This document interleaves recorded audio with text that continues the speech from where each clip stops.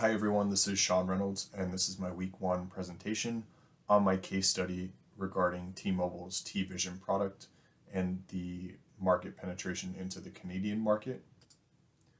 For this week, we created an online blog where we discussed the case study, and in this case study, I'll start with the company profile. The company I chose again is T-Mobile, and on this slide I have the visual I created using Power BI. In this visual I discuss the competitors that compete directly with T-Mobile here in the United States. After T-Mobile had successfully purchased Sprint or acquired Sprint back in 2020, they now compete as one of the top 3 mobile providers in the US. One of the ways that mobile service providers are differentiating themselves amongst the competitors is through bundles. AT&T, Verizon both have home internet offerings as well as TV subscription offerings, and T-Mobile is looking to capitalize on this with their acquisition back in 2017 of Layer TV Inc. for $325 million. This has allowed T-Mobile to place themselves in a position where they can offer a streaming product. They did this through the introduction of their T-Vision product here in the United States. The case study that I describe in the tech blog is related to T-Mobile's ability to now use that knowledge of their deployment of the TV subscription or streaming product in the US and enter into the Canadian market. I go on to discuss in the company profile on the tech blog website the product offering from T-Mobile now includes a discounted subscription to YouTube TV and a streaming product for live TV called Philo. I discuss the market for YouTube TV and how the company quickly realized that their consumer was closely correlated to the market for YouTube TV.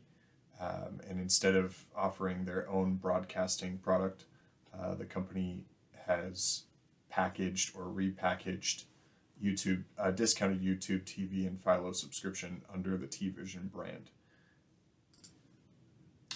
In the next blog post, I discuss the expansion analysis. Here's a visual I created of a column chart in Power BI where I show the growth of the subscription TV sector in Canada from 2018 to 2019.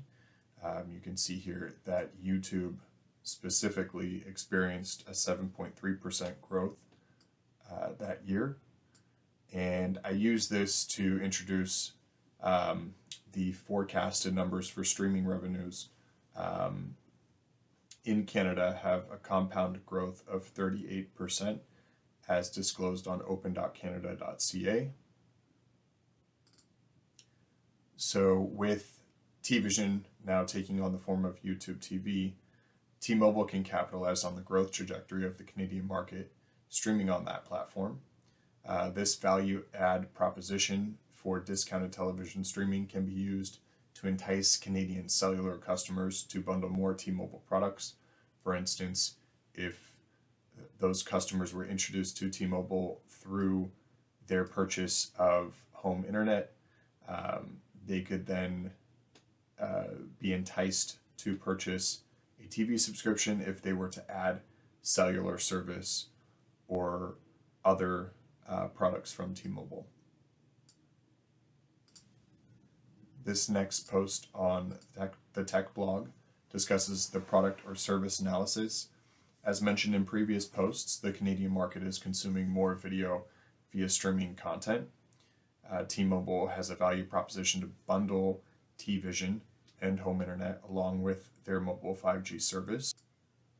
To penetrate the Canadian 5G market, T-Mobile can launch the services in conjunction with one another, as a competitive Canadian 5G plan to include unlimited US text and calling, and a free YouTube TV subscription when they bundle their mobile and home internet. This visual here is an example of how T-Mobile can increase brand awareness by promoting free internet service on international flights connecting Canada and the US, or Canada to the US and Mexico. In this next tech blog post, I discuss a hypothetical marketing data flow diagram with 3 steps. First step, to conduct sample research with a sample audience of the Toronto market. They can use age groupings of the listed age groupings there: 15 to 25, 26 to 35, 36 to 55, and 55 plus. Once they have gathered that information, they can then launch a market test. They can use A/B testing to develop a messaging blitz geared towards each audience or demographic. Once they collect the data on the responsiveness and the frequency of those ad results, they can then generate a new campaign for similar Canadian metro areas based on the target market test. I then go on to discuss the definition of relative frequency and reference definition in Chapter 2 of the textbook Business Statistics as the proposition of each group interval the proportion of each group interval compared to the total collected sample. In other words, we're taking all of the responses from mobile users in a particular age group, let's say 15 to 25, and dividing that by the total sample audience or the total collected results, and that will give us our relative frequency. In the next tech blog post regarding quantitative analysis, I created a histogram using a random Excel function to generate 100 random customers, and found the range of customers in a particular demographic, which represents 50 of the highest spending T-Mobile customers and 50 of the lowest spending customers in the Toronto market. And here we can see that of those customers, the age group of a majority of those customers is between the age of 15 and 36, followed by customers in the age grouping of 36 to 57. They make up a majority of the sample in this randomized test. T-Mobile can then use this information to better understand their audience. They tend to skew towards a younger audience, which can show promise for marketing streaming services like Philo and YouTube TV, which also have shared characteristics. The last post here that I created for the tech blog for this week's assignment is the target area analysis. I used a heat map function or visual in Power BI, as well as a randomly generated list using open source data of Canadian addresses, and found that a majority of these customers in my hypothetical blog post, these customers are a random sample of 500 existing Philo users.